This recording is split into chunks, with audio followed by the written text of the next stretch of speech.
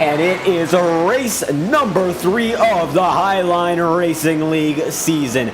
The Services and Supply Incorporated 210. And we will be kicking off our qualifying in just a minute's time. We will be advancing the session by a few minutes just to get this one on its way. Right now, Adam Bozzi is leading the charts on the practice sheets. And looking pretty good so far for the driver of the 27 machine, making a great effort here tonight, looking to see whether or not he can get it done. We might see yet another winner on the season. Now, as it stands, Adam Bozzi looking to get it done for the first time in the season. And whether or not he's able to do so tonight, we will find out. No wins so far on the career transcript of Bozzi in this series. But is win number 1 ahead of the driver, the 27 machine tonight? We will find out. Chad Winstead is also looking to get it done for the first time this season. Had some good runs, but not able to capitalize it on the late section of the event. And currently sits third in practice. Scott Zellner looking for that career win. Number 10 is second on the charts. 9 wins for the driver, the 2 machine overall, and still looking to get one more to cap off what might be the most successful career of anyone in the more than a decade's worth of existence that this league has had so far. Roberto Ramirez, 5th on the charts right now. Not a lot of fortune for the driver, the 42. A lot of unlucky circumstances have played into the hands of Roberto so far in the season. And we are going to be advancing the session in just a moment's time. Practice is effectively over. Adam Bozzi will be at the top of the charts, barring a surprising circumstance. And this is practice for the longest race of the season. We'll be getting more into that as we hit the grid. With 4 minutes and 30 seconds remaining, we should be now at the time where we're going to be getting to qualifying. And that is the case. Adam Bozzi, top of the charts in practice. We don't see him on the screen right now, but in a moment's time, we will be getting to the action. Looking for pole position tonight, every driver is. It is Charlotte. And we got 26 drivers looking to get it done. Who's going to put it on the top of the charts? We will find out. Looks like the first driver on the track is the driver of the 19 machine, and that is Jackson Hartman. Watch out for the 19 tonight. Looking to be one of the favorites to get it done in style here. 8 career wins, the second highest number of all time, and Curtis Granger does not appear to be competing this season. Zellner is, so the top 2 drivers overall in wins are definitely looking to get one more tonight. Hartman, will he be able to pull it off? We're going to find out with 4 minutes remaining in qualifying to see who's able to get it done. It might just be the driver of the 19. Brad Kress going along for the first time. Back straightaway right now. Jacob Hahn going to enter the back straightaway so far on his out lap. And Garrett Sidnor not even out of pit road. Neither is Colton Gardner. Now Jackson Hartman is already working his way onto the backstretch for the first time tonight. And this will be the first lap of 2 that he's able to set with the UC Davis machine on the track. And it looks like Tyler Rush running a different scheme tonight. Does not match the usual look. It's a very reflective scheme. And Alan Goodman appears to be on the track as well. Austin Bloom coming down for his first lap. And he appears to have quite the issue. Not sure what's going on there. Seems to be revving up and down. But Jackson Hartman, top of the chart so far, with James McKee in second. McKee, also one to watch here tonight. Looks to be one of the favorites as well in the SP Designs machine. Usually, as Chad Winstead's going to go to the top of the charts there. Now it's going to be Roberto Ramirez. Everyone's looping around to the top of the scoreboard. And it's Ramirez in the Toyota Camry being usurped by Kendall Kerr. And Jackson Hartman takes it back again. Kerr is in second right now, and Hartman is now once more in the lead of this race for the pole position. It's Hartman, Kerr in second, and Kendall Kerr looking to get one more out of it. Brad Kress goes up into second. Kendall Kerr looking to get it done one last time, coming off of the start-finish line. Will he be able to get it at the line? Ramirez up into third, and Kendall Kerr is going to get it top of the charts for the driver of the 21 machine. Impressive job. Kendall Kerr is going to usurp one of the favorites. Looks like he's going to be provisional pole right now, but it's not over yet. It looks like for Kendall Kerr getting some practice laps in. He's Garrett Sidnor appears to be qualifying in 10th. A few guys still on their way. Scott Wheeler, he has been putting together quite the season. Multiple top 3 finishes already. Got 1 win on the year and a podium to boot at Gateway. Will he be able to put together a triple race stint of legendary status? We're going to find out. On to his first lap, Wheeler is. Chance Duckworth appears to be onto his outlap, but the 97 machine soaring by, and we're going to try to watch on board with the driver of the 97. Dylan Petit going to put it up to 20th position right now, and this is the onboard for the driver of the 97 machine. Going to put the gyro cam, as you can see the rear view mirror, and all of the degrees of banking that every driver is going to have to face. Adam Bossi now 4th on the charts, Ramirez down to 6th. Wheeler coming around for his first lap. Where is he going to be placing it? It looks like Wheeler goes all the way up into no position. That lap does not appear to be validated. Now coming around one more time. Looks like the first lap does not work out for most of these guys, and they have multiple chances to get it done after the fact. So coming back down, you can see how he's using the inside line to his advantage. And this is the sunset condition. It's going to be a 210-mile race, the longest of the season as stated beforehand. And it will transition to the nighttime. And the 30.320 is going to put the driver of the 97 up to 2nd. Will he be able to usurp Kendall Kerr? It looks like he will not. Zellner now on the racetrack, and he is all the way up to 9th so far. Looks to still be going for it, but 2/10 back on the pace according to timing and scoring. Will he be able to pull one out of the bag? We're going to find out. Last lap for Scott Zellner, and he's looking to get that career win number 10. Competitive in both starts so far. He made a very hard charge at Gateway, got a lot of damage, but was able to make it happen. Not going to happen this time by Zellner's not going to get it, but Scott Wheeler in the 2nd position. Not to be denied. Chance Duckworth is in 21st right now. Has usurped a few drivers, including James McKee. McKee did not put together a strong qualifying run in Gateway, but he still put together a very, very strong race. Watch out for wherever the driver of the 9 machine is. No matter the qualifying circumstance, still in with a chance. No matter what. Kenny Brooks appears to be on the racetrack, and Jason Harris appears to be as well. There is a conclusion to qualifying. Your pole sitter is Kendall Kerr, and that's how they roll out for the gridding procedure of this event. Led, of course, by the driver of the 21, Kendall Kerr, looking to put it from pole to the checkered flag in one stint. It's a 140 lap ceremony around Charlotte Motor Speedway, home of the World 600. Well, right now we're doing just about a third of the World 600 in distance. Led, of course, by the 21, and we're going to try to get a better angle. This is not an angle of the cars, but this is Wheeler in 2nd, Hartman in 3rd, and Jackson Hartman lining up on the inside line might be an advantage at day's end, while Wheeler is on the outside. Every one of these drivers will be led by the driver in that 21 Ford Mustang, and that is Kendall Kerr. And how about that for the driver of the 21, looking to get it done for the first time this season. Put together a very, very strong run in Gateway, but not able to get that victory. And you can see a majority of these guys are lined up already, looking to get to victory lane. Perhaps one of these guys will. Of course, one of these guys will. Only one winner in a field of a total of 29 drivers. We've almost got a full 30-car field here tonight. Unfortunately, we're just missing the mark by 1. Nonetheless, your pole sitter, Kerr, has shown up to the party, and it looks like we'll be getting to the gridding procedure in a moment's time. Led by Kendall Kerr, how about we go through your grid tonight? Led off by Kendall Kerr, of course, it's going to be Scott Wheeler Jr. in the 2nd position, and then just behind him, it's Jackson Hartman in the 3rd spot. And it's going to be Alan Kunman in 4th with the breast cancer awareness machine, and Adam Bossi is in 5th in the 27.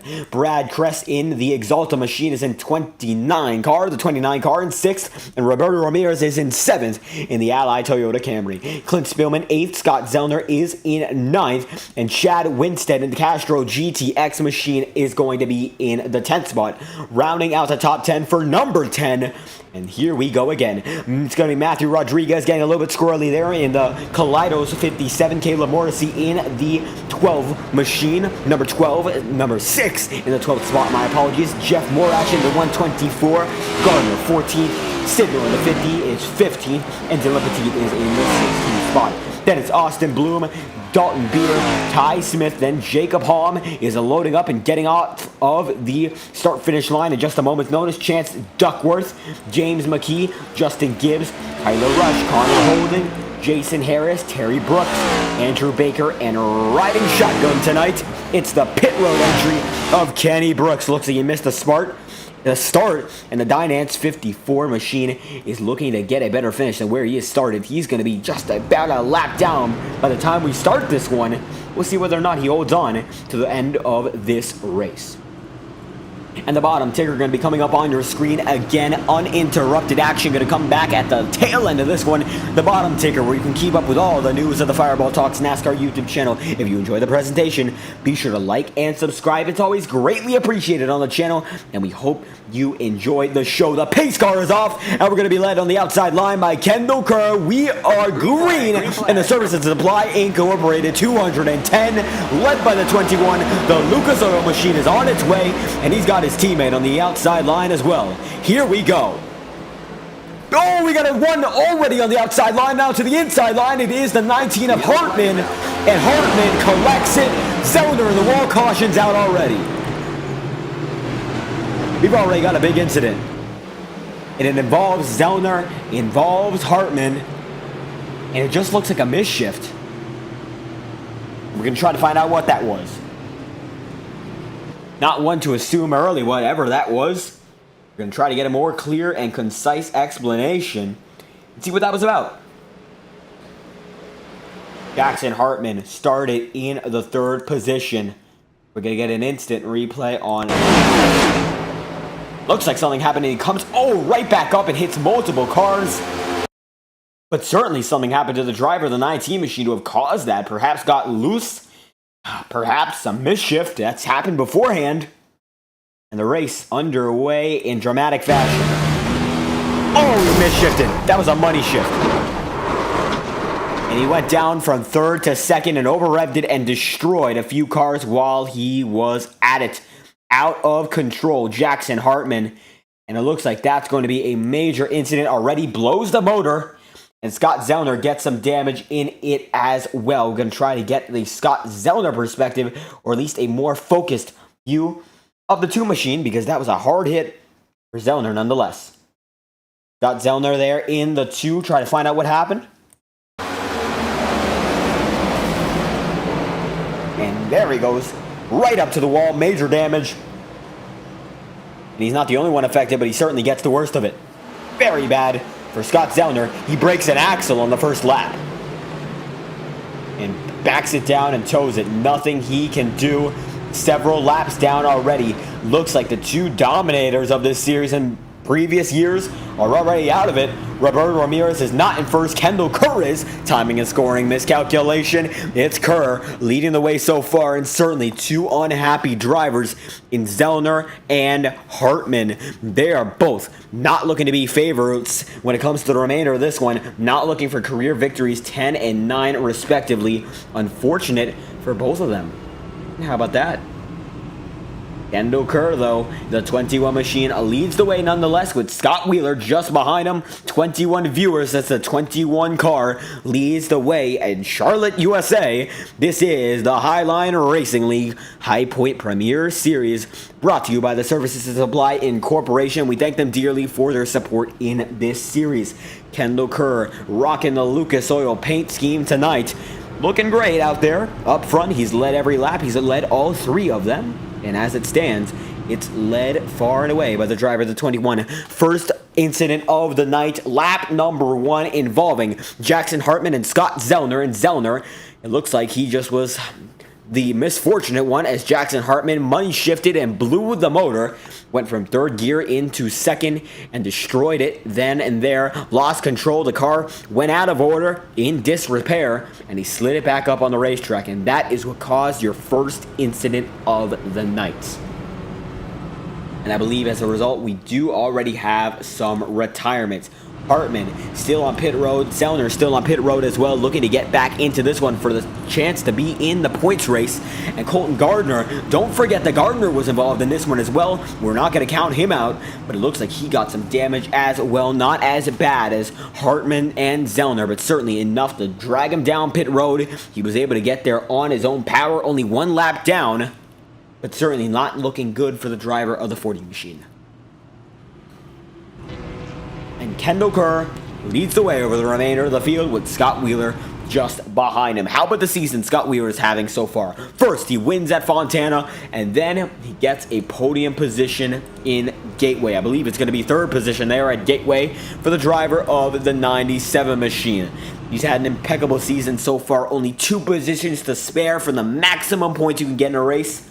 And Scott Wheeler looking to be an early title favorite, perhaps, as the season is beginning its way, getting up to the remainder of the season, of course. Halfway coming in a few short weeks.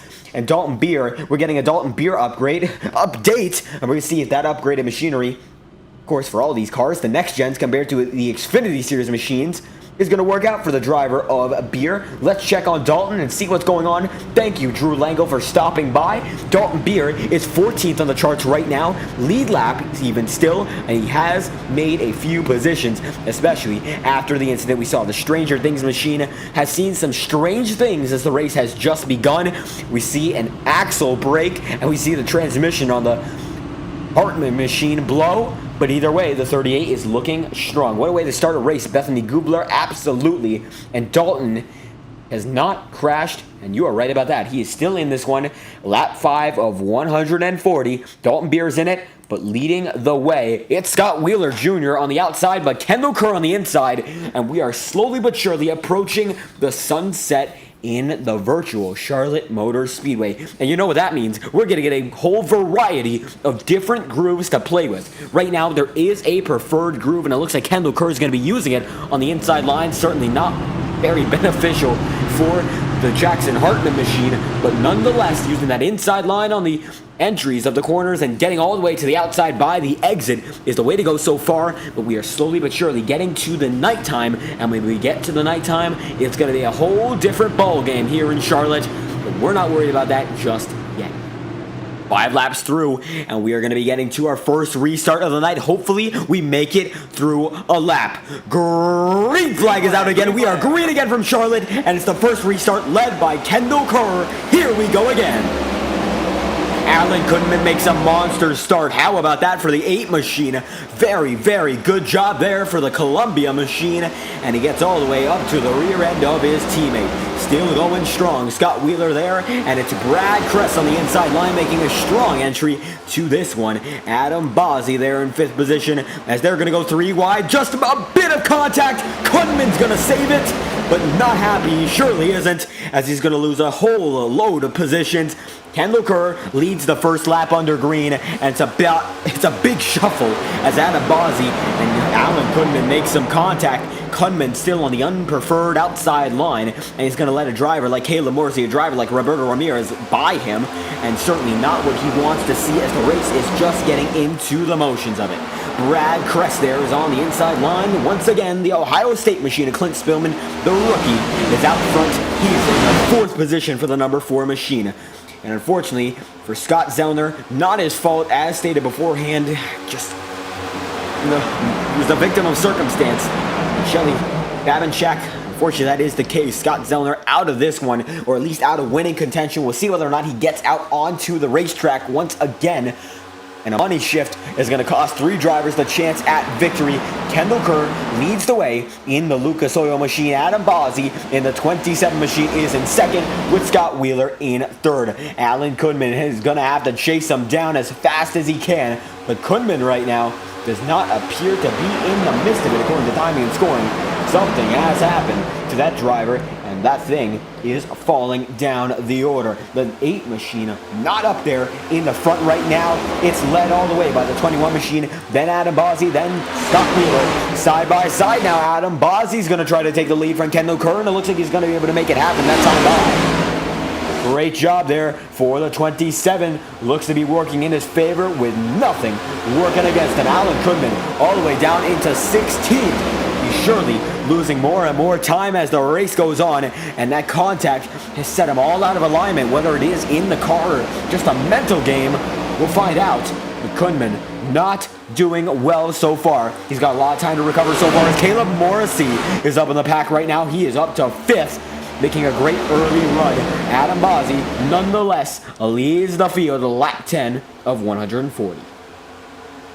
And Lucas Oil Machinery is up front as well. Kendall Kerr going to slide down to the inside line, and how about that for Kendall Kerr? He's going to go to the inside once again, trying to defend his victory. Let's go, Adam, coming from Lucas Bulldog 7, and it looks like Adam Bozzi is making a run of a lifetime so far. Best run in the season, but it might be a little too early to say that because we've got a lot of conditions coming for these drivers, a lot of changing conditions. So we'll see whether or not they're able to handle it. Lap 11 of 140. Bozzi takes the field by storm. And only so much time before we get to the ninth. Caleb Morrissey up to 3rd right now on Scott Wheeler. Morrissey looks to have a lot of potential in this one. Last time we saw Morrissey at Charlotte on this channel was the Rush Truck Series, and he was able to put on a dominating display. True to Morrissey's fashion in the trucks, he's one incredible racer with those Truck Series machines, but these are not the trucks. These aren't even the Xfinity machines of last season. These are the Next Gens, and this is only the 3rd race these guys have had in the Next Gen equipment. But right now, Caleb Morrissey taking it to him. He's already up into the 2nd position, chasing down Bozzi, and Bozzi right now looking unstoppable. Let's see if this is the man who can put him to rest. Let's watch from the onboard of the number 6 Ford Mustang. And you can hear some downshifting. We're going to try to get into the cockpit and see what's going on for the driver of the 6 machine. From 4th to 5th, running 5th through the front and back straightaway, Caleb Morrissey is, and he's already made a gap of 2/10 to the guys behind him. Now 4/10. Scott Wheeler trying to do something about it as Clint Spielman is now in the 3rd spot side by side with him. Gets all the way up to 9,000 revs a minute, then shoots it down into 5th gear. Puts it onto the fastest mode of transport he has, 5th gear, full throttle, and he's got draft. But Clint Spielman looks to be getting into the mix. This is the helmet cam, so to speak. You can see the helmet, you can see the wheel, you can see every movement. And it is Clint Spielman trying to make something happen right now. Spielman right there to the back bumper of Caleb Morrissey. And the rear view camera is going to show that Scott Wheeler is going to make a move by him, and so is Kendall Kerr. Kerr is back in the show. And it's ferocious action right now, side by side for 2nd. Will the driver of the 23 machine make something happen? Don't think so, because we're focusing on the 21 right now of Kendall Kerr. Caleb Morrissey, the outside line, making it happen there. It's the 6 and 21, Ford versus Chevy, and Chevy's got the deciding factor right now, while the Toyota Camry leads the way overall. Kendall Kerr watching and waiting as he's got the rookie just beside him, trying to make a push. He's going to go back up, merge in front of Chad Winstead. And it's the 27 of Adam Bozzi, still leading the way, sparks flying early into the night. And it is already lap 17 of 140. Led by Bozzi, and it's still Caleb Morrissey fighting hard to get that lead. Whether or not he's able to, we will find out. It's very, very close competition. One slip up, you're bound to lose a few positions. I mean, take for instance the driver of the 8 machine, and that was Alan Kudman starting all the way up in the top 5. He's now down to 17th, fighting in the mid-pack. Not able to do much about it. Just in front of him, it's Tyler Rush.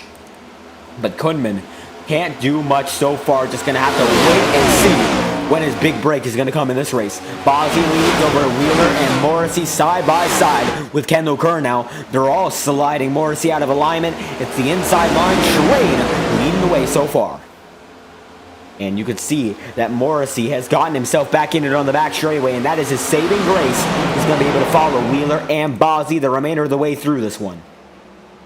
Scott Wheeler uses that inside line to his advantage. There's a lot of grip by the painted strip on the asphalt. It's not the apron just yet. When you hit the paint, you got a lot of grip and you're able to use it to your advantage. And if you're able to do so, you've got one incredible run coming your way. The 97 machine there, side by side with Adam Bozzi once again, and Scott Wheeler. And Adam Bozzi for the lead, lap 19 of 140. Wheeler's going to get it for the first time tonight, coming down to the stripe. Yes, they are clear by just about a nose there, and it's Scott Wheeler leading his first lap of the night. 20 laps through, we are a 7th of the way there so far. Services and Supply Incorporated, the title sponsor of this one. It is the S&S Incorporated 210. And we got to thank them for stopping by and being a supporter of this channel. And Adam Bozzi, how about that? Now he's in second, being chased by Kendall Kerr and Caleb Morrissey, now having some fighting to do with Chad Winstead. Winstead making his way up into 4th for the first time tonight. And Chad Winstead looking to get his first win in his HLRL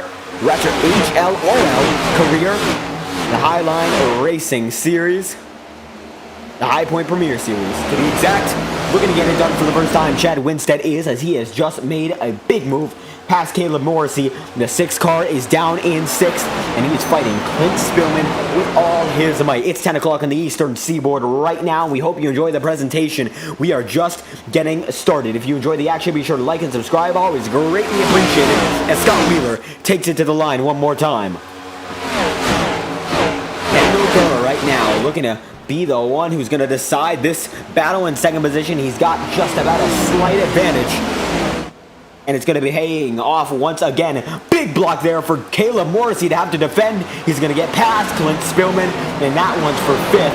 How about that top 5 calamity? And it looks like it's going to be Morrissey chasing down Winstead. Winstead has a 1.5 of a gap compared to Morrissey, and Caleb's going to have to claw his way back if he wants a chance back with the fight for the lead. Wheeler leads by 3/10 over Kendall Kerr, and Adam Bozzi is the 3rd right now as it stands. It's inside, outside, inside, alternating grooves for the top 3 drivers, and they're still all about as quick as each other. The gap between Adam Bozzi's time, the fastest of the top 3, and Scott Wheeler's time, the slowest of the top 3, is a whopping 78 thousandths of a second. Don't count any of these guys out. The top 3 are just about as fast as each other. And that time by, still the same situation. Very, very close times. This time separated by just about a full 100th of a second. An impressive job by every single one of these drivers.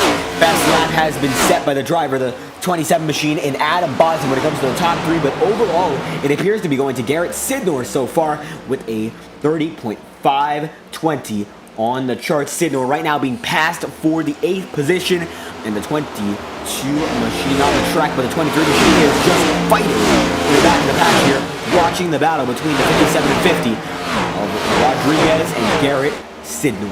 Caleb Morrissey now in the middle of this one as Clint Spillman fights Chad Winstead, and they are close to one another, or at least as close as they've been for quite some time. It's now a 2.5 second gap though. Nonetheless, Clint Spillman's got a lot of ground to cover as Rodriguez is going to go to the inside of Morrissey. Caleb Morrissey losing a lot of time on this run.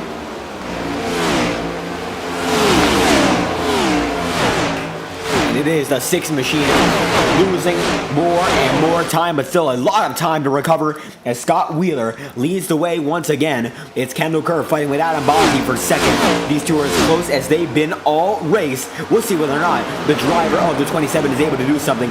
Grooving it down to the inside line, and you can see he goes down to the middle overall. And as the sun is beginning to set for sure, the cars are glowing and the drivers are finding out different lines that are going to be able to work. You're going to be able to go practically anywhere caution's out. Lap 27. Rodriguez not involved.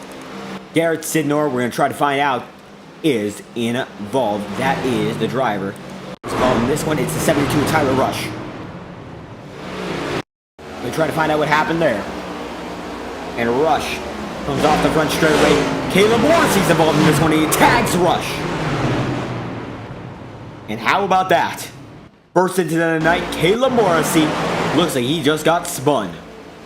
And Morrissey coming off of turn 4. Oh, just gets it a little loose. Tries to correct it. Overcorrects it. Hits Garrett Sidnor. Crams the outside. And hits Tyler Rush on the way around. and everyone has to reset it. Morrissey, channel lock sponsor there, and he locked it up big time. Tire smoke all around. And he has an awful lot of damage. So does Tyler Rush. Rush, not even able to limp it. Caleb Morrissey is, and Morrissey is taking it to the garage in just a few laps time. He's still on the racetrack. And Scott Wheeler in the 97 still leads the way. And it looks like nobody's coming down to pit road, or are they? Here we go, first pit cycle of the night, led by Scott Wheeler.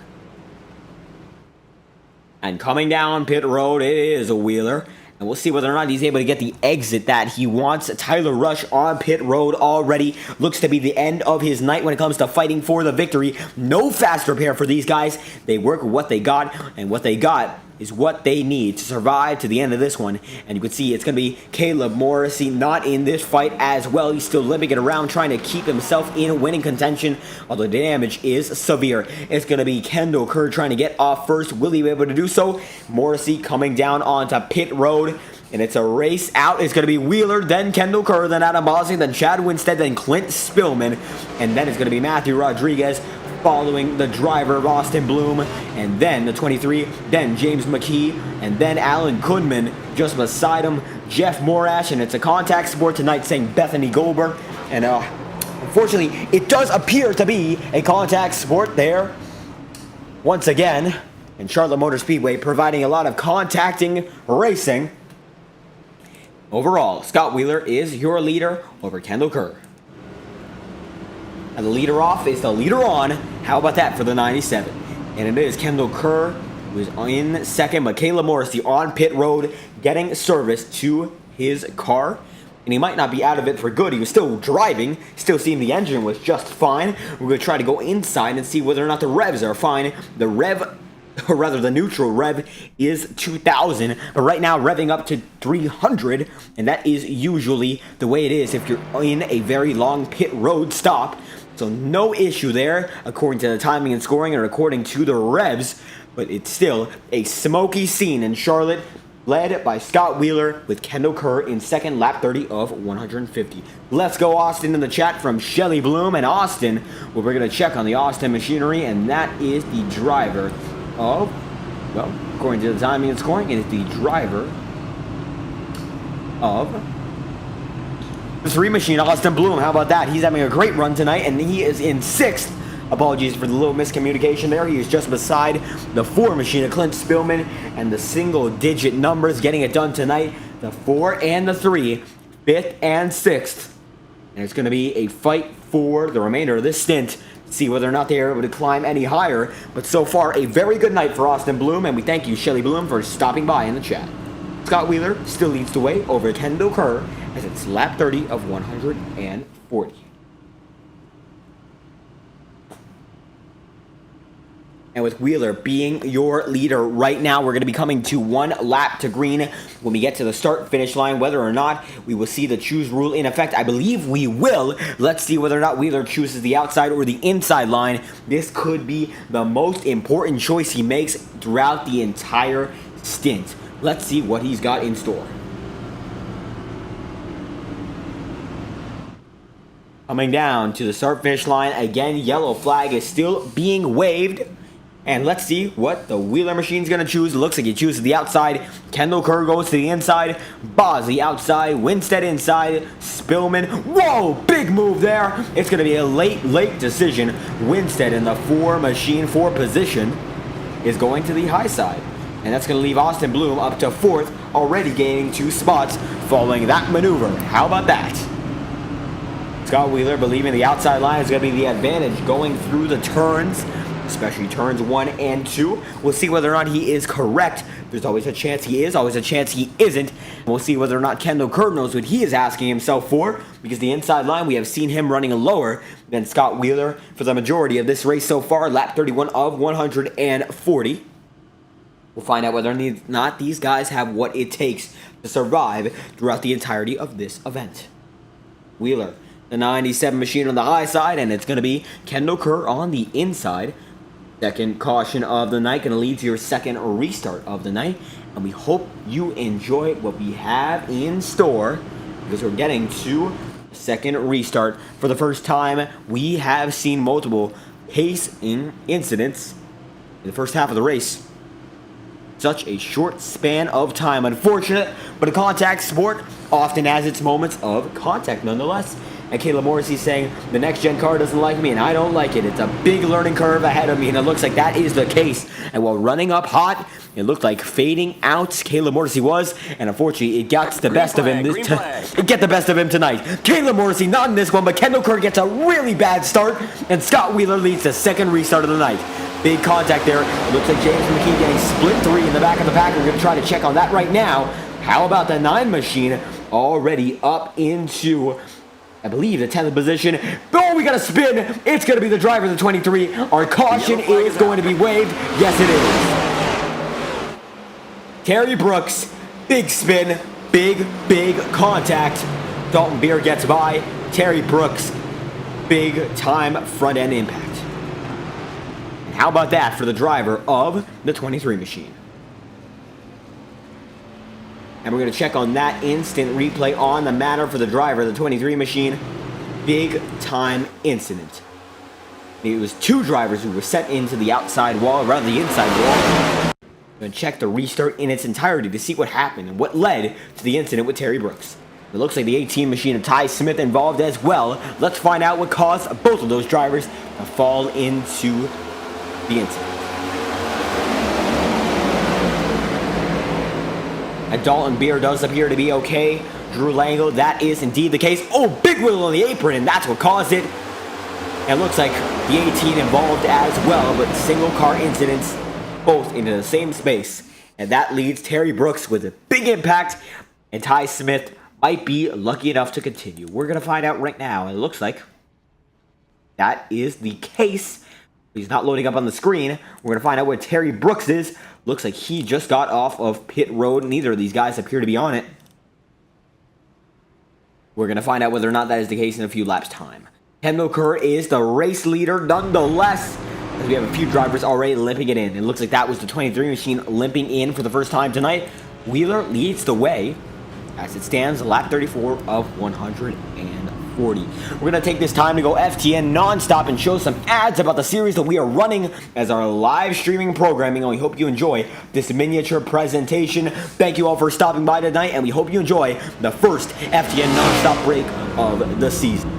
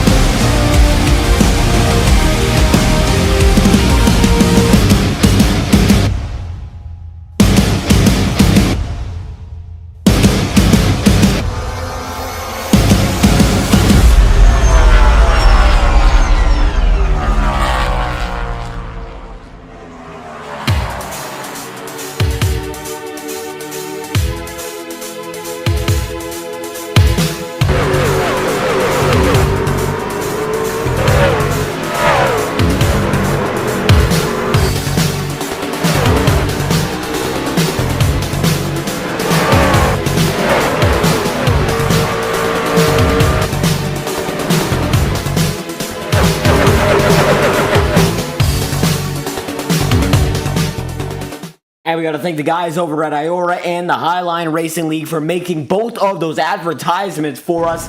And I gotta say, very promising stuff from those guys throughout the seasons. Of course, you're watching the Highline Racing League live on FTN. We hope you enjoy the presentation, but as of now, it's still Scott Wheeler leading the way, and of course, IORA is broadcasted on Thursday nights as well, just a little bit earlier. So if you want to stop by for a doubleheader night of action, we always broadcast IORA at 7:45 Eastern Seaboard Time. Of course, in the late afternoon, if you want to stop by, it's on the same channel, same night, just a few hours earlier. We hope you enjoy the presentation that we just had there. Fireball talks nonstop, and advertising space is open. Want to promote your business? Want to promote your driver? Be sure to stop by. We have advertising spaces that we surely would love to fill. Just got to have a video created, and we would hope to have your support in the near future. It means the world to us. And of course, every single viewer, every single like, every single subscription means the world to us as well. We thank you all for being here tonight, and we hope you enjoy this presentation, as it is still single file, now double file action, as it is the caution period in Charlotte. Only so much time before we get back to the action in turn 2 right now, led by Adam Bozzi and Scott Wheeler. And coming down the back straightaway once again, we'll see whether or not these guys are ready to get back at it. Going into the second gear for restarts. That is the preferred gear for these stock cars, no matter which one, whether it's the Xfinity car that was raced for several seasons, or the next gen, since this is their third race with the car. It all depends on what type of car is it, and it is a stock car. And in most circumstances, starting in second is the way to go, no matter which stock car it is. The iRacing official pace car is still on your screen right now. We're going to be diving in a few moments time. And leading off the field, it's Scott Wheeler once again.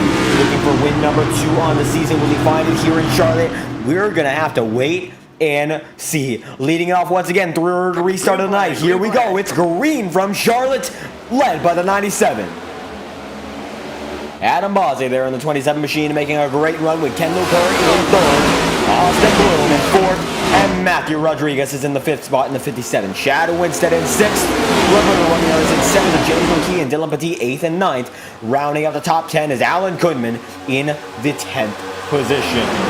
For Scott Wheeler Jr. right now having some side-by-side competition for the lead. Bozzi inside, Wheeler on the outside, and Adam Bozzi seems to regain his pace that he had beforehand. Look at him go in the driver's seat. The 27 back in the winning contention. And look at Kendall Kerr in third. They're all fighting for the victory as hard as ever. Matthew Rodriguez on the outside line using a different groove. It looks like he's very, very close to Kerr, but a block has been placed. And these guys are still going at it as hard as ever. Still, Wheeler leading the way. And Kendall Kerr now up to second, going to try and fight for the victory. Only one spot away from the lead. And coming off the start-finish line there, Kendall Kerr. Now, almost no competition. Only one driver he's got to chase back down on the high line once again. Looks like the high line, no matter what, is the way to go so far. Early in the going. We'll see whether or not that stays the same as the night goes on. It is going to be a matter of time before we find out whether or not that is the case. Best lap of the night was just set by Scott Wheeler with a 30.483. Incredible lap. These guys are a monster pace, and you know what that means. Sun setting, more grip, they can get faster and faster. Fastest lap of the night now goes to Kendall Kerr with a 30.410. These guys are now several tenths faster, even if they're on 11-lap old tires. Old tires are not going to be shying away from the new speeds because the night is young and the tires are just regressing in age further and further. Matthew Rodriguez in third right now, chasing them all down there as fast as it gets. And watch out. Scott Wheeler is going to be setting a 30.6 that time by. They're still fast and furious.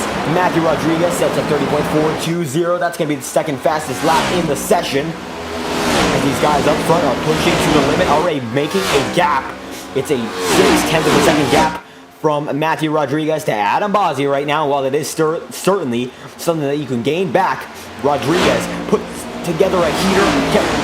Apologies, Kevin Kerr has the fastest lap in the race, and Scott Wheeler, of course, is your leader by force. And these guys are as fast as it gets all race. We've already gotten through 42 laps, and these tires are far from new. these guys have to watch out. First lap car of the night is going to be on their track. It's Caleb Morrissey in front of the leaders. Kendall Kerr now leading off the back straightaway, massive run, and the Lucas Oil machine is on his way, looking for just a bit more, as he's now just about a bumper clear of Scott Wheeler. Matthew Rodriguez in the mix as well. It is toe to toe to toe. Three drivers looking for one position, and they're making the gap as quick as they come. Now leaving just a bit of space only to close it once again. That's the goal for the driver, the 21 in Kendall Kerr. He's making some moves that are a little questionable to some, but it looks like they're all in fair play. Outside line once again for Kerr. He's going to get a monster exit, and king of the exits, it looks to be the king of exits in this series, the Highliner Racing League, Kendall Kerr, as he's going to barely squeak out the lap lead. Scott Wheeler Jr. is. But Wheeler still fighting with Kendall Kerr on the outside line. It looks like through turns 1 and 2, absolutely dominant on rails, the 21 machine is. He's going to get it one more time around a very momentum-based turn. The 21 machine knows the first turn is, and he uses it to his advantage to get the lead again. How about Matthew Rodriguez just watching and lying back? In the case that these guys do wreck each other, he'll be able to get back out front as if nothing ever happened to him. And it is now a manufacturer battle. It's Chevy out front. Then it's going to be a Ford Mustang and a Toyota Camry. Rounds out your top three manufacturers in the top 3 places. The parity is on point tonight, but Kendall Kerr, looking at the advice of his teammates here, are not around him. But they're certainly quick drivers. Alan Kuhlman is up to 7th, and James McKee looking to move up to 8th as he's fighting with Dylan Petit. So is Kuhlman fighting with Petit. Slowly, that team is working their way up. Blacktop Racing, they have 1 driver in the lead, and all of their 3 drivers in the top 10 are looking to make more position.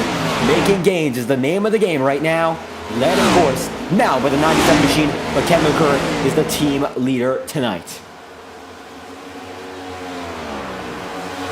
They sail down the back straightaway. You can see no matter how quick Scott Wheeler is throughout the remainder of the track, the back straightaway is Kerr's no matter what. And even coming off the front straightaway, he gets a lot of momentum.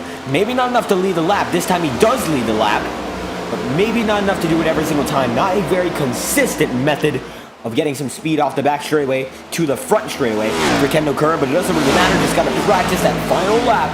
And if you get it on the final lap, nothing else matters. Kerr leads it over Wheeler. Once again, Matthew Rodriguez just lying back and trying to see what these guys are going to do as they're racing as aggressive as ever, racing as if it is the last lap. This time they are not side by side, but they are still nose to nose. Now a little bit of a separation as Kendall Kerr leading for sure. They're coming up on the first lap car of the night. It's Caleb Morrissey.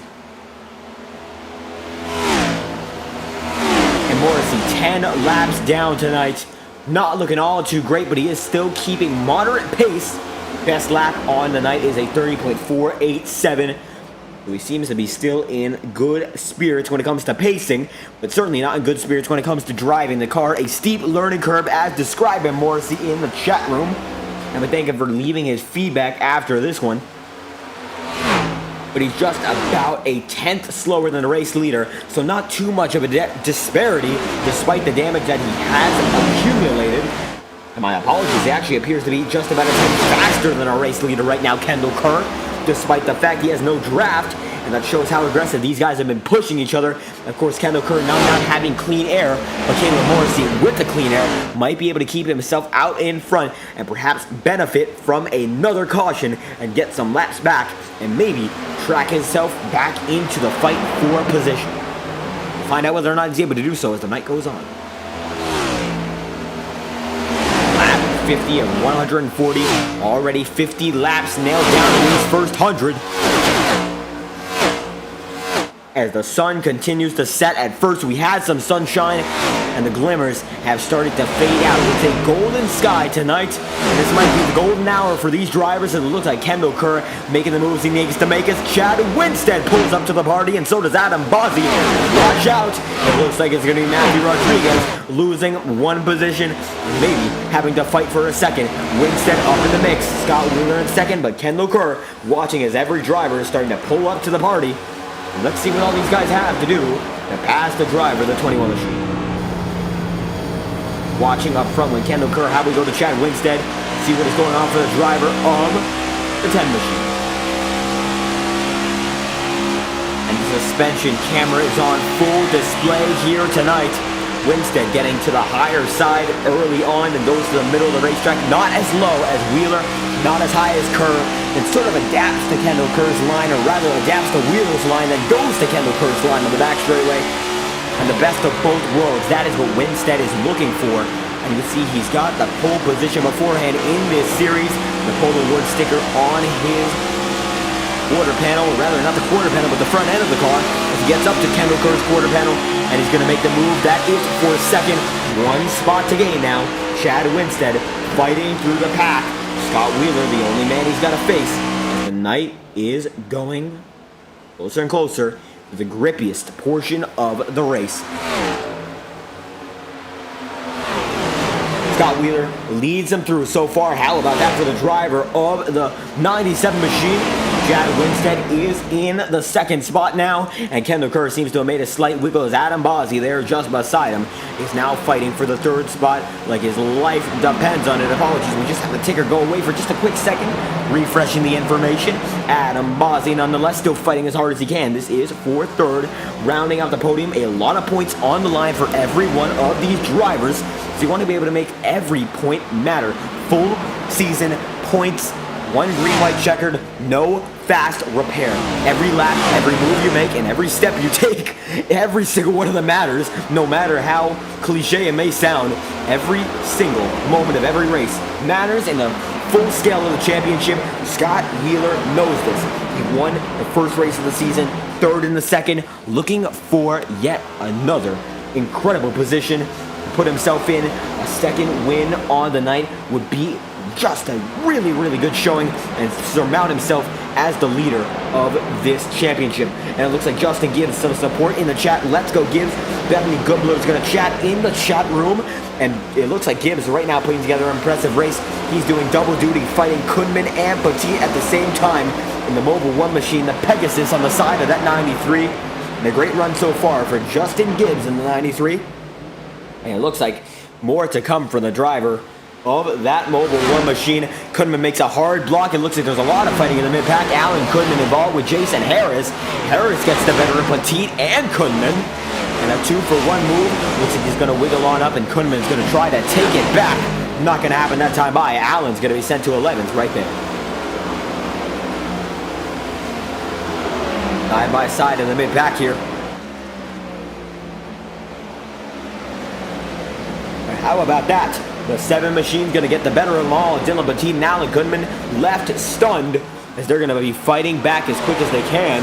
How about it? Got Wheeler inside line. It looks like the inside is the dominating line so far. Wheeler and Winstead both taking it to a very, very good means. As it's Winstead in second, but Wheeler leading them all to lap number 58 of 104. Kendall Kerr, 21 machine, is in fourth. Rodriguez is in fifth. And Austin Bloom is in sixth. Very good run, very solid run. Looking for the top 5. Austin Bloom is. James McKee in seventh. Qualifying has not deterred him. A very racy racer using the race time to get himself back up into the track position. As Justin Gibbs is in eighth. Still fighting, playing the defensive games. It looks like Jason Harris actually got really far ahead of Kunman and Petit. It's going to be giving Justin Gibbs an opportunity to pull just a little bit away. Nonetheless, Winstead is second to Scott Wheeler right now, and Scott is putting on a clinic thus far. An impressive job from the driver of the 97 machine, but a lot of guys still behind him that he has to worry about because 30 laps through on this stint, the tires are slowly beginning to wear. And as the leader of this race, you got to control when the pit stops occur. Who's going to undercut you? Who's going to overcut you? Who's going to follow your strategy? It all depends on the move you make. And 30 laps through, almost halfway, we've gone with this set of tires. These guys are slowly chasing down lap cars. They're slowly degrading the tires and slowly losing fuel as this event goes on. They're all going to watch out and see whether or not they have a chance at victory at the tail end of this one. Ozzy third, Rodriguez fifth. How about we go back to seventh? It's going to be James McKee fighting with the driver Austin Bloom. This is for sixth. As McKee's in 7th right now, he's going to send Austin into 7th. And how about that? Justin Gibbs slowly but surely gaining some ground right now in the 93 machine. Will he be able to make something happen? We'll find out.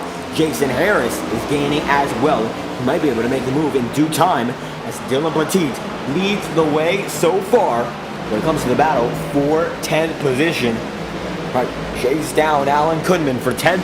If he's able to do so, it's going to be major. He's put together some good runs, looking for his first victory. Very close to grabbing his first victory beforehand, putting solid runs in this season. Will he be able to do it again? We'll find out whether or not he's able to do it again in due time. 11th right now, Alan Kunman, however, looking for yet another win on his end. Multi-time winner with 3 wins and a championship to boot. So he's got a really, really stacked resume so far. We're going to get another one done first in the next gen. Competitive all season long. Will he be able to make another competitive run again? We're going to find out.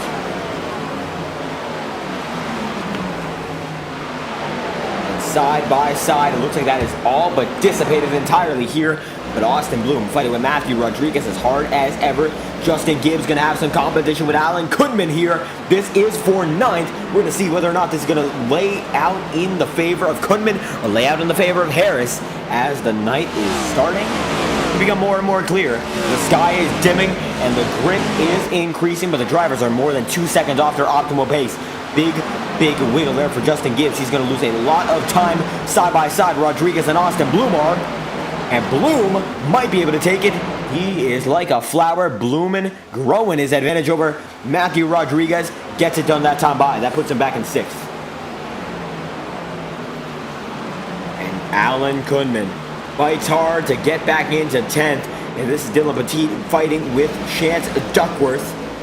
And the driver of the 29 machine is just in between him and Brad Kress. But Justin Gibbs got to watch out now. We'll see whether or not he has what it takes to hold on, but it does not look like he does so far. For the rear view camera, you could see very limited on the throttle through the middle of the corner. Backs it to full power. And then gets to the turn 3. Slowly but surely rolls it down, almost no throttle. You can hear he's letting off entirely, downshifts, and gets it back into motion. Very precise behavior from the driver of the 93 machine as Alan Kunman goes to the inside once again on Jason Harris. And Jason Harris is going to have to let the driver of the 8 go. There goes Kunman, and Kunman gets it over the driver of the 7 machine. It's a Chevy on Chevy affair. How about the front end of Chance Duckworth's machine watching the battle in real time? Looks like Duckworth is going to be gaining slowly but surely on Harris. We'll find out whether or not he has what it takes. More to see now, 11 laps down. Not to the detriment of any of these drivers. Does not seem it has affected them at all. And as it stands, no further incidents on the racetrack. There's some fighting for the mid-pack. Chris Millman passes Kenny Brooks for 16th spot. Jeff Morash fights with Tony Brooks for 14th. They're side by side, it appears. We can try to get a look at that. Looks like we've just gotten a look at the driver of, I believe, the 4 machine. We're going to send it back as it looks like the incident has resolved itself. How about Alan Kunman right now fighting in the middle of the pack? Once again, we're going to be checking on the 8 machine. Jason Harris still there. And he is not losing sight of Kunman. Goes to the inside line, trying to make a move. Not able to make much happen so far. We're going to watch inside the cockpit of the driver of the 8 machine. Once again, the rear view camera shows exactly what you're missing from the rear view of the car, of course. But the front end, every movement, you can see the hand input, very delicate down the max straightaway. Getting all the way down to the 6,000, 6,800 revs a minute. Gets back on it, all 5th gear for Kunman. And that's the way to go. Justin Gibbs still out in front. And still a much better exit than the one that Jason Harris has. As Chance Duckworth looking to take his chances and get into the mix for 10th position. But look at this, Roberto Ramirez is making his way to the party.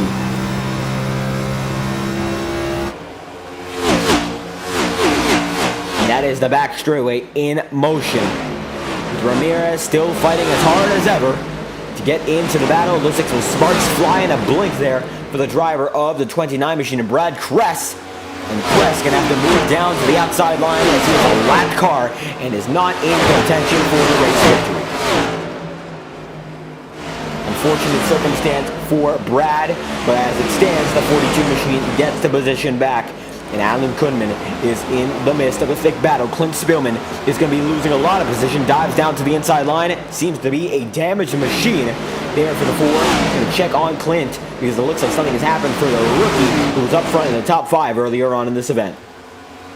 Trying to find out what happened. Seems to be in an incident. I'm getting the live feed from Clint Spillman in just a moment's notice. Just seemed to be continuously getting lapped for position. This is him getting caught up with Kendall Kerr. So just coming down to pit road right now, Scott Wheeler still leads over Chad Winstead. We're going to go back to our battle in the mid-pack. As you can see, still a lot of lap cars to be fighting over. There's Terry Brooks just in front of Matthew Rodriguez. And it looks like this is a very, very close train right now. Roberto Ramirez in front of Alan Kunman. Where did he come from? We're going to find out. Just looks like he got a monster run on the outside. Fakes him out, goes to the inside, crossover made. The 42 machine goes for it, and the lapped car of Colton Gardner doesn't scare him a bit. Very daring move by Roberto Ramirez, looking to turn his tide around in the 3rd race of the season. In the 1st race, wrecked under yellow. In the 2nd, spun multiple times over by contact not initiated by him. And this time, looks to be a long green flag run, bailing him out of any unforeseen incident. Catching up to Justin Gibbs. Will Gibbs be able to prepare for this one accurately? We're going to be able to find out. Here's the cockpit cam from Ramirez. The 42 machine on display right now. Still in 5th gear, gets down to 6,700 very late and uses that to get a monster exit. This time by Gibbs gets just a slightly better one, but not too much, not too little nonetheless. And still very manageable for the driver of the 42 machine. Justin Gibbs getting it held up on the outside line. If you're watching on Stadium Scene TV, we thank you dearly because they're working with us for the entirety of this season. Stadium Scene TV, the best of the best in syndicated programming on YouTube. And we truly do hope you enjoy the presentation if you're watching there, as well as any other service. You can find us on StadiumScene.tv and of course on the Fireball Talks NASCAR YouTube channel. Justin Gibbs making a very, very hard bid for the victory right now. But it looks like not working out so far. They're both catching up to Kendall Kerr in style. But Roberto Ramirez going to be watching as Caleb Morrissey squeaks on by. That's a lap car, but he has an awful lot of pace. And pit cycles appear to be underway. Big time movement. Ramirez gets the spot. And how about that? With Ramirez all the way out in front before, Ramirez now trying to gain the spots that he has lost. It's a 47 lap stint for the race leaders. Scott Wheeler Jr. is included, not coming down pit road that time by for the Ford Mustang of Wheeler. And he leads with a dominating passion. Right now, the passion of motorsport coursing through the veins of every driver here, and they're putting together incredible performances.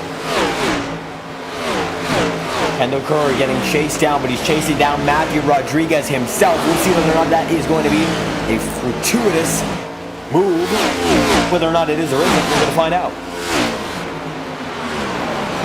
Side by side in the middle of the pack. Now in the back of the pack, you can see that Brad Kress involved in it. Chance Duckworth is as well. Chance fighting with a lap car. Jason Harris fighting with multiple lap cars here, including Dylan Petit. Petit one lap down on 5 lap old tires. He pitted at lap 42. And we're going to see whether or not Scott Wheeler chooses to pit any day now. Morrissey unlapping himself. He is rapid throughout the corners. And you can see he's already gained his way back up. He's going to be coming up on Scott Wheeler in just a moment's time. And Winstead is in second. How about that? And it looks like a big wiggle there for Chad Winstead. Keeps it on the racetrack. There he goes. Scott Wheeler does. But it looks like it's going to be Morrissey giving him the signal to move over and head to pit road. Because coming down from 12 to 11 laps, he might be not in the winning contention but he's still the fastest car on the track and indicative of what these new tires can do in spite of damage. What's Scott Wheeler going to do this time by? Looks like he still is not going to pit. Lap 79 of 140, and the driver of the 97 chooses to keep it on the track. He's going at a 32.4 second pace. 50 lap old tires, now 51 laps old for the driver of the 97, and he's holding in dearly. In the lead by a second flat. Chad Winstead, same stint, just a second behind overall.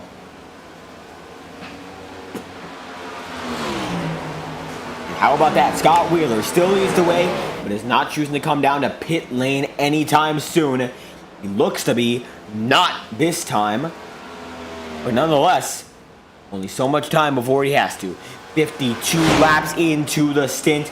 Adam Bozzi in third, now 52 laps through. James McKee has worked his way all the way up to fourth on a 53-lap old stint. And he's playing the long game as Austin Bloom trying to chase him all the way back up. And it really is a matter of time for Wheeler. Not sure when he's going to be called in. And not this time either. How about that? Stretching it all the way. 81 laps through, with 140 being the total. And an impressive job by Scott Wheeler to keep it on the track so quickly, but don't know if he's going to be stretching it any longer with any results. Dylan Petit looking to unlap himself. He's on a jet-set pace. Whether or not he's able to do so, it all depends on whether or not Scott Wheeler gives him a hard time. But Wheeler really can't give him much right now because that 97 machine is fighting for grip and fighting for speed. As you can see, Petit is already in frame. And darting past the start-finish line again, it's really just going to be a giveaway spot if Petit gets around this time by. Surely he does, and that he does in the middle of the corner. No sweat. The 31's on his way. Scott Wheeler, how about that? 54 laps. He's been on those tires for that long, more than half of this event. He's going to have to part ways with them sometime soon, but he's playing the long game. A little bit of a wiggle there, but he keeps it in check. And Chad Winstead has now lost about a second over the last 10 laps. He's keeping in check with the driver of the 97 machine for a short period of time, but not able to do so any longer. Unfortunate. It looks like Scott Wheeler has something in those tires that still keeps him quick. Just a little bit quicker than everyone else playing the long game. And backing down, he does not. Wheeler really keeping it on his toes. And it's a really long green flag run. Gotta love a clean, long green. Absolutely. Chase Hager, thank you for stopping by. And of course, thank you for leaving the feedback. And it has been a really long, clean run, especially involving these top three drivers as James McKee now fighting, playing defense. Austin Bloom in play for the first time tonight. Adam Bozzi fighting hard as well. But right now, Austin Bloom fighting McKee. It's all about who can manage the old tires the best. And Wheeler on to his 57th lap with old tires. He's the fastest on old tires right now, 2/10 quicker than Chad Winstead that time by. Certainly putting together some impressive laps in spite of the ancient tires that he has, although the car is getting lighter with less fuel that he's using every single time by. And full commitment for Wheeler, going until the wheels fall off, or the wheels truly have no grip. Winstead just beside him. Adam Bozzi there in third, and James McKee is in the fourth spot. How about that? Roberto Ramirez is in fifth. It's 87 laps through and a 58-lap stint for all the leaders. And we're going to keep checking in on Scott Wheeler until he decides to put it down on pit road. This time might be the time. We're going to find out. 60 laps might be his limit. 58 so far. What's he going to do? And it looks like nothing so far. He's gaining 2/10 each lap. He keeps it on the old tires. Chad Winstead desperately trying to keep up. He just can't do it on those old sets. And he's lost a second and a half over the last 15 laps. Impressive by Wheeler. Can he keep up that pace? We're going to find out, because he's only a lap away from hitting the coveted 60 mark on one set of tires. And now to the inside once again, not diving in the commitment line. He misses it by a mile, but of course he does that on purpose. Full saw the driver the 97 is at. And the pace might not show it. 32-second laps are the slowest he's gone all race, but this might be the hardest he's pushed all race. And slow down the back straightaway, only getting up to 180 miles an hour. This might just be the time. It looks like it is 140 miles an hour, but it certainly isn't. That's how slow he's going. We just can't tell. Big wiggle. I think that might just be the one that makes him say, maybe I've just got to put it down the pit road. He curb hops. You see him jump. He might have just scared himself out of going any further on that one. 61 laps through. And that might be the deciding factor for going to the old tires. He's 3 seconds ahead of Adam Bosey. Chad Winstead is falling off like a brick, falling from an old house. But nonetheless, it looks like Wheeler just keeps going. No fear in his eye, no fear in his drive. Wheeler is the showstopper. And Winstead right now falling back, but James McKee seems to be one of the fastest on old tires, as he's going to let the 57 machine of Matthew Rodriguez through. The fight for fourth is on. Ramirez, McKee, they're fighting as hard as ever, and it looks like it's still open roads for Scott Wheeler. If he keeps this up, it might be a surefire victory. That's how far out in front he is. We will find out because he's playing a different strategy, and it might just be a two-stopper at the end of the day, including the caution stop. 62 laps on that set. He's run over 2/3 of the race so far on one set of tire. An impressive job, but is it going to be the job worth taking? Justin Gibbs up into fifth now. Roberto Ramirez in fourth. Chad Winstead third. And now he's fighting with Adam Bosey. What's he going to do? It looks like James McKee has already come down to pit road. Wheeler. We see some sparks flying. This is the time. The 97 goes into pit road after 63 laps. Gambling man tonight indeed. And here he goes. Adam Bosey takes the lead for the first time tonight. He's got to throw down a heater if he wants to keep it. And this is the deciding pit stop for every single driver. Are they going to be faster than the leader out? We're going to find out. Who is the effective leader? We just don't know. Scott Wheeler is throwing caution to the win, a 63-lap run, and this is going to be a 64-lap run concluded for Adam Bosey. Bosey comes down to pit road, so does Ramirez there. And Scott Wheeler, 8th on the charts. He's getting out at the same time the drivers he was facing get in. Justin Gibbs leads the way. Adam Bosey, according to timing and scoring, is now not in second. Jason Harris is in second. And everyone's being reset. Bosey, Harris, and Gibbs surely have to pit. Ramirez surely pitted. Harris does have to pit indeed.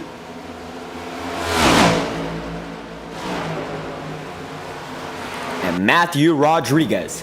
How about that? Austin Bloom there, fighting as hard as ever. And these two are going to come off in tandem. Justin Gibbs still leads the way over Jason Harris, as Harris is not on pit road, but Gibbs trying to get some extra points by leading these laps. In the meantime, where is Scott Wheeler? He is on the back straightaway, and he is in front of most of the guys that were pitting later than him, and most of the guys who have pitted before him. He's only got a few guys to go through right now. Austin Bloom, who has not come onto pit road, or has he? Yes, he has. Looks to be the effective leader. Matthew Rodriguez is. Dylan Petit running the long game, though. Looks to be the effective leader nonetheless. 24 laps through. Petit will be your leader. As Gibbs comes down to pit road, Justin Harris is the final driver who does have to come to pit road. It will be Dylan Petit, your race leader, in a few laps' time. That's the 7 machine. 7 machine surely has to come down to pit road. And it looks like this might be the time. 68 laps on one stint. Impressive, but maybe not the gamble worth taking. We're going to find out. Petit coming around this time by, getting the lead for the first time tonight. He will be able to do so. And Dylan Petit is your new race leader on strategy. Impressive job. He's taking it for the first time tonight.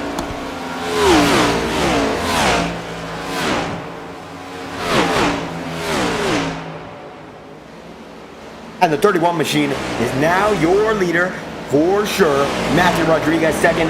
Jason Harris is now not in third according to timing and scoring, but he is in fourth. Scott Wheeler is... Oh, it's Petit, Rodriguez, Bloom, and Wheeler, the top four, with the remainder of this event in its hands for these top four drivers, the only ones in contention. Petit appears to be the slowest of them all, however, he's already throwing up 32-second laps. Rodriguez might be the one to watch. He's so close to the leader. He's so far from Austin Bloom and Scott Wheeler. It's going to be very close calling all of these drivers as they come to the tail end of this race.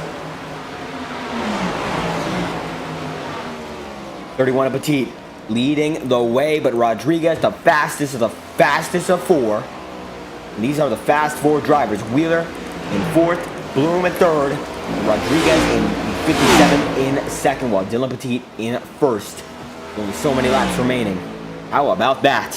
What a job that's been given by all these four drivers, running on different strategies from the really long run to the really short run. We're seeing whether or not these guys are going to be able to pull it off. It's a very long run for Petit, however, 28 laps the distance he's gone on these tires. However, Scott Wheeler, who's in fourth, has only been on 6-lap-old tires throughout this stint. How about that? A very, very big difference. 40 laps are going to be remaining in just a moment. Time 99 of 100. We just hit 100. 140 is on its way. Matthew Rodriguez there on the inside line of Caleb Morrissey. That is the fight for no position, but Morrissey is not fighting for the victory. Rodriguez is, and there is no car separating the battle for the lead. Rodriguez a second faster a lap compared to the driver he's fighting for the victory with. We'll see whether or not he's able to make it happen. This time by, he's looking to be the fastest with only so many laps to go, with only 40 laps to go in this race. Petit, you got nowhere to run and nowhere to hide now. What is the move if you are the driver of the 31? And it looks like nothing can be done. Rodriguez, your new race leader on strategy.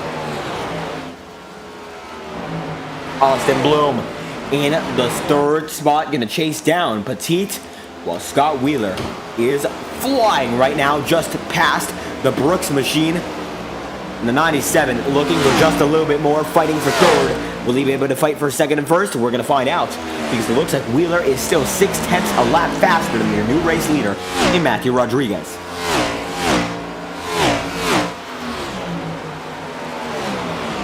How about that? Rodriguez leads the way once again with Dylan Petit in second. Austin Bloom fighting hard, but you can see Petit is still fighting some lap cars, so they're not giving him an inch because of how slow he is. 32.478. That's about a lap that Scott Wheeler was running following 50 laps on his tires. So it looks like Petit has a lot of wear. The strategy game might not play out for him as well as he hoped. But the worst he can realistically fall into is the 9th position, so a top 10 is secure so long as he keeps it on the racetrack with 38 laps to go. Matthew Rodriguez leading Austin Bloom, his next contender, and Bloom is just a bit faster but not enough to make a difference. Scott Wheeler is still very, very fast. Look at him go. This is for third. He's soaring as hard as he can right now. And he gets it with no pressure. Dylan Petit, the next car in his path. And Wheeler has just been on a war path with the next gen. Winning now, he had a podium last week. He's effectively in third, looking for second. And he's the fastest car on the racetrack. He's only got 3 seconds to claw out. Whether or not he's able to claw that time out, we're going to be able to find out in just a few moments' time. He's already up to second. He's making a pass a lap at that pace. 3 seconds flat for Rodriguez. But Wheeler is a man on a mission. Let's go on board with Scott Wheeler. And how about we crank it up in just a few months' time? Let's first take an analysis of how these guys are driving it. How about the fastest guy in the field? It's Scott Wheeler. And you can see 8,000 revs a minute, 8,400 coming off the start and finish line, 5th gear. There he goes, inside line once again. Gets it down to 7,300 revs, and then backs it down, pushes it as hard as he can, and gets it back up. No shifting now. with all the grip not needed. Anyone can run anywhere. You see the different lines every driver takes. Wheeler goes for the inside to the outside, traditional qualifying momentum. And Rodriguez is in his sights. A very quick lap there. That's a 31.205. And much faster than Matthew Rodriguez. How about we watch on board with the driver of the 57 to see how he does it a little different. Gets it all the way up there, 8,600 revs a minute. Backs it down to 6,900 RPMs. A lot slower there than the driver in the 97, about 400 revs a minute slower. And while that might not sound like much, that is an awful lot of speed you're shaving off by not optimizing your timing. Backs it down to about 7,000 here, 300 revs a minute slower. And now it's a 1 second gap between the race leaders. Watch out, Scott Wheeler is chasing you down. And that must be the thought that's going through the mind of the 57 machine as Scott Wheeler is getting closer and closer each lap. By 33 laps to go. We might see the move for the victory with more than 30 to go. He's a rolling with pace, and he's got a stride nobody can replicate. Rodriguez leading 109 laps into this event, but 109 is far from 140 in the grand scheme of things. Wheeler looking to get it done for his 5th career victory. That's going to tie him with Caleb Morrissey and James McKee on the all-time wins list. And going to put him up in the room of legends. Side by side, he leads the lap. Wheeler's going to get it. New race leader. That might be the move for the victory. And he's sailing away already. It looks like there's no competition for the man in the 97 tonight. Scott Wheeler is your race leader. And unless something happens, we're not going to be focusing on him for the remainder of the night. How about we check on the battles in the remainder of the pack? Adam Bozzi fighting hard there with Dylan Petit and Chad Winstead. The 38 machine of beer there on the outside. And you see a lot of lap cars right there as Dylan Petit is way back, already pitting again. Looks at the strategy not working in his favor. Winstead moving out of the lap car calamity. Adam Bozzi is as well. Very, very close corners. Roberto Ramirez not close at all, however, the drivers that he is fighting for position with. A lot of time left, absolutely. There's only so much time before the race is over, but as it stands, Scott Wheeler shutting away 0.6 a lap faster than Rodriguez. You're going to be watching the remainder of the race. All of the battles that we can see in the remainder of the track. How about Chance Duckworth, last driver in the lead lap? 10 drivers are on the lead lap. Justin Gibbs in 9th right now, as Duckworth is in 10th. Alan Goodman going to be able to get by. That is for 8th. Ken McClure is in 7th. Roberto Ramirez is in 6th, chasing down Adam Bozzi, as Bozzi is fighting hard with the lap cars. That is the 50 machine of Sidnor. Coming across the stripe once again. 28 laps to go. Only so much time for any of these drivers to get their moves done amid single car action and tires degrading. It's all about how you degrade your tires effectively. If you degrade them too much, you got no pace in them. Now it looks like it's going to be a 7 machine getting by. Wheeler might be the fastest driver on the racetrack. The driver of Jason Harris, as Rodriguez is falling back slowly but surely. James McKee not in the battle for a position so far. Chad Winstead side by side with Austin Bloom. This is for 3rd. We're going to be watching the onboard perspective. Ripping the high line with Caleb Morrissey. And you can see that Chad Winstead uses the outside of the back straightaway, of course, with the inside of the turns to get a better entry. But it seems that Austin Bloom has that better exit. He backs off that time by. Caleb Morrissey going to be fighting through as well. Morrissey going to try to ring him in for the driver of the 3 machine. Of course, not intentionally. Faster than both of them. Morrissey is, so using Morrissey as a pickoff in a different sense. As we see, there are a lot of lap cars fighting right now. Adam Bozzi, though, fighting for position in 5th with the driver of the 3 machine. It is a very, very close battle for 3rd, 4th, and 5th.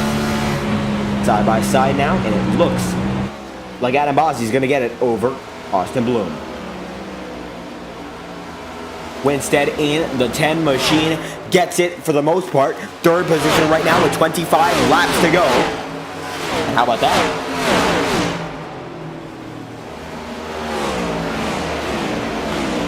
Winstead, as it stands, looking to get a very good run in. A lot of misfortune at the tail end of these races so far. Bozzy in the 27 machine, however, looking to just get a solid run in, get the points back in his footing. And Austin Bloom looking to keep his points consistency intact right now. He's not being threatened by Beer as the 38 machine is a lap car. Bloom looking to get that solid top 5 as it stands. He's got an 8-second gap, according to timing and scoring, to the driver in 8th. He's only got a 2-second gap to the driver in 6th. Not too far he can fall, especially with the driver in 38 providing some insurance on the rear end. Scott Wheeler is still your race leader with 24 laps to go in this event. 23 now. Matthew Rodriguez second, and Chad Winstead is clawing back for third. We're going to see a battle for the runner-on spot in due time, with Winstead being just a bit faster than Rodriguez, and with 23 laps to go, the 2/10 deficit is very attainable for any driver so long as you keep the pace up. And Wheeler coming down once again. We're going to be heading to 22 laps to go. And for our sponsor, Track Cams for Gourmets, trackcams22.com, we're going to be heading to the 22 to go. Crank it up. We hope you enjoy this brief presentation. Non-stop, uninterrupted coverage is heading your way right now.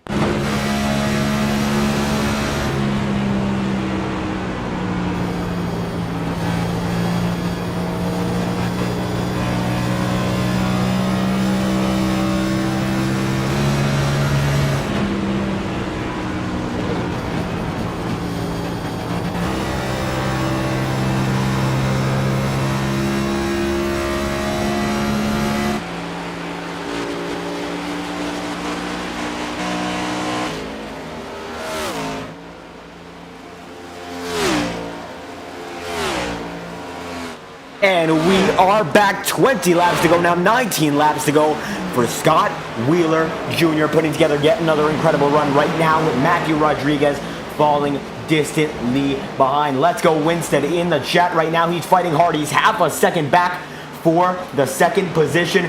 Don't keep any slack. Rather, don't put any... Apologies for the interruption. Gotta cut Winstead some slack here. He's fighting with the lap cars. Apologies for the little miscommunication, but you can see he's got a lot of fighting to do with both lead lap cars and the lappers. But right now, Winstead making the move. He's going to try to get down on the Adidas machine of Jeff Morash. He's going to go around the high side of Morash from the triple-digit threat. It looks like he's going to be able to make it this lap by. Rodriguez gets a little bit of a boost there. But Winstead, don't count him out at all. The Castro GTX machine is looking to push it to the limit. At the tail end of this event, Matthew Rodriguez slowly but surely is losing time. And this is the rear end perspective from the driver of the 57 machine. And you can see that the Castro GTX machine is right there. And only so much time before the Ford Mustang just beside the 57 machine will be in front, if all goes well, for the 10 machine. Of course, it's a different thing to pass someone than it is to catch someone. And with 17 laps to go and a 100-lap stint we have seen, it's going to be a very exhausted group of drivers. You're not sure whether or not these guys can keep it together. But with 17 laps left and these guys fighting as hard as ever, we might just see the best driver we've seen all night. How about the front camera from the driver of the 97 and Scott Wheeler? And now we're going to send it to Chad Winstead. The Kaleidos Toyota Camry caught up to big time there. Whoa, that's a close one. This might be the turn where the pass is made. Let's watch and see. Side by side now, Winstead is there. Adam Bozzi's there as well. Watch out, it's a 3-car fight for the podium places.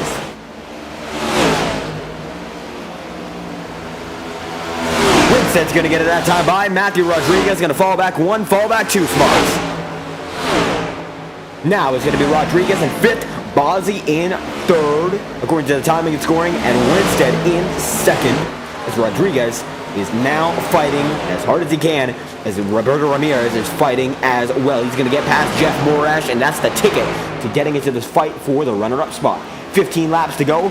Bozzi in 3rd, Winstead 2nd, and Rodriguez losing time and losing grip.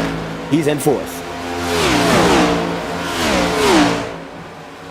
Scott Wheeler up by 6 seconds in his own little world right now, and it looks like he's got it all locked up according to the way most races go, but you never know until it's over, so don't count out any driver until we see the tail end of it. Winstead 2nd, Bozzi in 3rd, and it looks like Adam is looking for a strong run tonight. Whether or not he's able to cap it off successfully, we're going to be able to find out in just a few laps' time, but he's made his moves all the way back up to the podium. Getting a runner-up's position would just be the capping off of an incredible night that we have seen so far. And if he's able to do so, we're going to watch and see. Wheeler leading, of course, but Winstead is in 2nd, fighting as hard as ever. Just beside him, it is Bozzi and Rodriguez. And they are the closest 2 cars on the racetrack, separated by a 1/10 of a second. And it's 128 laps we've been through so far for 2 drivers to be separated by only a 1/10 of a second. That is an incredible margin of, I just have to say, talent. Only a few cautions tonight in a very long stint, and for 100 laps, these guys have been almost dead even on pace, and right now, they're almost dead even lap after lap. Paying attention to that and keeping that in mind, it is incredible to see 2 drivers fighting so high up in position for the runner-up spot after so long, such a small distance between one another. Inside line, it looks like Bozzi's going to try it on. Winstead gets down there. He might just have the advantage this time by 11 to go. And Adam Bozzi takes the runner-up position, and the 50 machine of Garrett Sidnor is going to help out. Ramirez in front of Rodriguez. Can Roberto get a runner-up position out of this one? We're going to find out. Misfortune, it's plagued him throughout this season so far, but it looks like right now not plaguing him at all. In fact, his best run all season on raw pace. He's only a half a second out of this battle, 4 seconds. Garrett Sidnor gets through both drivers. Now it's Ramirez's game. Let's see if he's up there for the taking. Cockpit camera, and Ramirez ran a lap 1/10 faster than Bozzi's and a 4/10 faster than Chad Winstead. Talk about using your stuff up late, 10 laps to go, and it all comes down to this. Ramirez looking to make a 2 for 1 and shuffle this one up one more time. At one point it seemed like Winstead was a solid top 2 contender. Hopefully he had a solid runner-up position, but it ain't over till it's over. Now he's looking to be in the threat of losing his 3rd position and knocking him out of the podium places at the tail end of this race. And the wheel is being sawed out. That is for certain. Ramirez, the high side, now backing it down to the low side. He gets it down to about 6,900 RPMs, now to 6,500. And he's getting faster and faster each time by, learning how these guys do it just in front of him. It's the onboard perspective from Chad Winstead, losing Adam Bozzi time after time. But there's 2 lap cars in front of them that might slow them down at the end of the day. And Ramirez getting closer and closer. Watch out, the battle is far from over. Rodriguez is almost down and out of this one entirely. He's got a 3-second gap to the next driver, actually a 1-second gap to the next driver now. But Ramirez is getting closer to getting his first podium of the season in style. Late race tension. And it's building, 7 laps to go.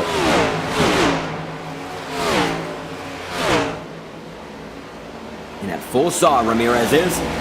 Adam Bozzi in second. And how about that? After every one of these laps, it's all come down to this very, very brief battle between Winstead and Bozzi for third. And now it's a battle between Winstead and Ramirez for third, as it looks like Bozzi's going to get by the driver, the 23 in Brooks. He's going to be slowed down big time. They're all going to go around the high line for him. The Highline Racing League seeing a lot of guys take the high line, and Ramirez is going to be caught out there by Brooks. The 23 machine is going to catch him high and not going to be good for him at all. And Chad Winstead gets just a little bit of help there. Unintentional, but Roberto Ramirez now only has 5 laps to do it. And getting back up to the final fight. It looks like Winstead gets just a little bit of advantage in the fight against Bozzi. So we might see a 3-car battle at the end of the day. Ramirez is fighting as hard as ever. Kendall Kerr, Alan Cunningham, they're close as well as Austin Bloom. They're chasing Bloom down for the 6th position. Whether or not they're able to do so, we will find out. Kendall Kerr was on a rocket start in this one at the very beginning of the night.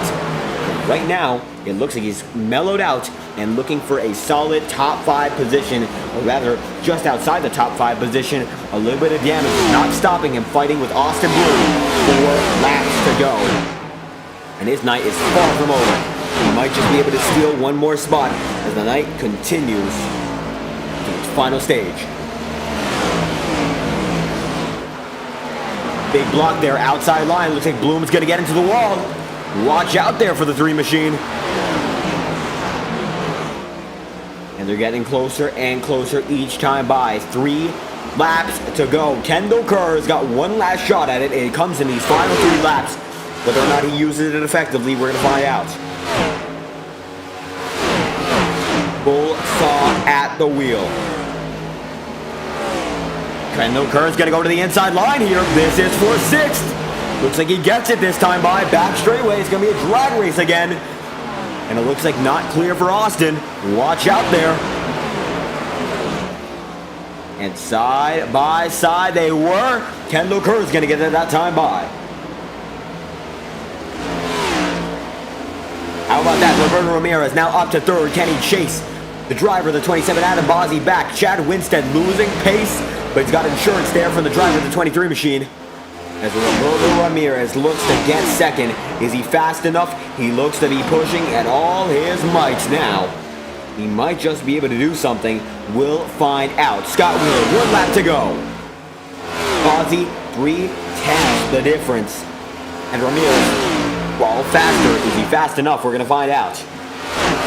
Final lap. 0.2 of a second now. Watch out, Kendall Kerr. Also fighting with Austin Bloom one last time. And Bozzi, this is the last chance to pass him for Ramirez. Let's see what he does. Nothing so far. No lunge is made. Bozzi in 2nd, but it's going to be Scott Wheeler taking his 2nd win on the season in the Services and Supply Incorporated 210. Incredible job for the driver, the 97, win number 2 on the season. Then it's Bozzi, Ramirez, Winstead, Rodriguez, Kerr, Bloom, Kunman, Gibbs. Rounding out your top 10 is Dylan Petit. And there it goes for the driver of the 97 in Scott Wheeler. An impressive job, the driver of the 97. And Z-Racer 28 saying, "Attaway Wheeler, way to bring her home for the team. Absolutely gets it done for Blacktop Racing once again, or rather 4 Horsemen Racing, my apologies, as Blacktop Racing fades back to 6th as their best effort tonight. And the 4 Horsemen getting it done in style.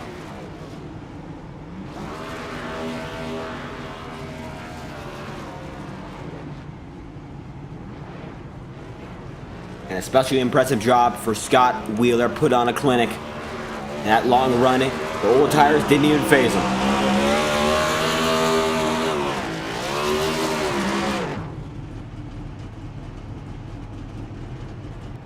The burnout appears to be over, but the celebration certainly is far from it. Scott Wheeler, you're now joining the 5-win club overall in your second on the season. How are you feeling? What a performance.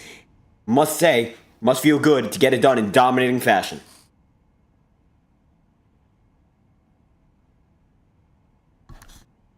And Scott Wheeler trying to get a connection once again. The broadcast booth. How are you feeling after your second win on the season? Yeah, it feels good. Charlotte races are always long, but there's just something about this track that works for me. So feel really good. Just really confident all night. Car was on rails and just excited to have another win. Absolutely, and it looks like strategy played a major factor. A 63, 64 lap run you did at the tail end of that middle stint. You ran it really long, and what was the thought process behind that strategic decision? Well, it changed a couple times. The first was just seeing if we could make it last until the fuel ran out. But as the tires were out on these cars and you unload off the corners, you can lose it really easily. They like to snap out. So eventually it was just, biding our time and seeing who made the move. And then at that point, everybody's just coming in. Absolutely. By that point, everyone was coming down to pit road, and it looks like you were one of the ones in the middle of that pit cycle, and certainly you were down in fourth for just a moment. Was there any doubt in your mind that you were able to get back? I was a little worried. It's hard when you have a long green flag run because you can't see anybody in your relative, typically who you're racing with. Thankfully, Austin was right there. It's great having him as a teammate. Him and Caleb provided really good feedback, and they were able to let me know what's going on farther back and, provide really good information. Absolutely. The information came in clutch here tonight, and certainly showing off that you have the knowledge to keep going as a championship contender. 2 wins on the season, looking to surmount a dominating points lead, and we're heading to Richmond next week, a 160-lap showdown at the 7/8 of a mile, I believe, action track. How are you feeling going into that one? I feel all right. Short tracks are not my greatest strength, but we seem to run pretty well. I would say, watch out for Allen next week. A little insider secret. But we'll see. Just try to keep the momentum going. Solid finishes every week, and that's going to help us hopefully secure a championship at the end. Solid finishes indeed. The first quarter of this season for Scott Wheeler, almost entirely flawless here. A win, a podium, and a win, making very good progress so far. These next gens seem to be tamed by one driver and one driver only, the driver of the 97 machine. Thank you for your time. Any final thoughts before we leave off? Yeah, I just want to thank you guys. The product is great. I enjoy watching the races the day after, or even the next couple of days, depending on how much I can get in there. My teammates, unfortunate Scott had an early exit, but he's super fast. I'm sure he'll be right up there with us every other week. And I can't thank Austin and Caleb and Scott enough to provide information to just stay consistent. Likewise, everybody we race with, and then Kendall and Toby for putting this thing on. Absolutely. Thank you for stopping by, and what a performance, Scott Wheeler. Thank you once again for your time. Thanks, guys. And there we go. How about our second driver in the podium procedure? It is the driver of Adam Bosby. Going to drag him up to the broadcast booth in just a moment. It looks like it's going to be a little bit of a hard ask as we try to get him all the way up there from the very bottom of the list. And there we go. Adam Bosby, runner-up tonight. How are you feeling after that very, very long run? 2 long stints to decide this one, and you came home second. I'm exhausted and I need a drink. That's all I can really say about it. It's a long race. Wheeler played it perfectly, and I don't know if I could have done it any better. So, absolutely came down to strategy tonight. Any thoughts about the strategy, as it was quite the long double set of stints, 46 laps on this set, and I believe you went just about 63 on the set before. Yeah, I mean, me and Chad Winstead were sitting second, third, trying to plan out when do we come, and it's always a guessing match trying to figure out, when do you want to come down, how short do you want to make it on your undercut, and by the time I saw Wheeler come down, I was already coming out of 4, so I couldn't really do anything. I had to stay out that extra lap, and he just did a really good job getting onto pit road, getting in his box, and getting off, and that really got him a good, healthy advantage to second place there at the end of the race. So that's off to him. Absolutely, quite the performance. Nonetheless, still runner-up tonight, and we did see a battle at the tail end, and you were able to get through to second. Were you thinking at any moment there was any chance you would just be mired back there, or it just seemed that it was going to come naturally and put you back up in the front? No, I just kind of let it play out. I knew I had the tires. I had a lot of those guys. I knew Chad was the one in front of me, and Roberto, again, did a really good job getting onto pit road. So he closed up that gap, but otherwise, I mean, I was content with riding behind Chad if I could, and I just got to run on there and had to take it. So good night for QCR, though. Way to get those guys in, and top 5 for Chad. Good run for Jacob and Jason as well, so we can't complain. Absolutely. Now, Richmond, 160 laps next week. Any thoughts before we head to Richmond in a week's time? I don't know. I'm going to have to continue playing with this master cylinder. It felt good last week at Gateway. It felt good this week here at Charlotte. Mess with that. Mess with the brake bias. Get me something that feels comfortable in the car, so that way I don't feel like I'm stepping on a pillow when stepping on these brake pads. So. Well, absolutely looking to make more adjustments to make the next gen the ideal experience for the driver of the 27 machine and Adam Bosby. Runner-up tonight, and quite the performance. Endurance was the key. The driver of the 27 certainly exhibited that endurance was the way to go. Thank you for your time. Yeah, thank you. And there we go. How about our last driver in this one? It's going to be the driver of the 42 machine. And it looks like he's going to be able to get there in just a moment. Roberto Ramirez, final driver in the podium procedure. How are you feeling after tonight's event? Well, it's a lot better circumstances than the last time we met, right?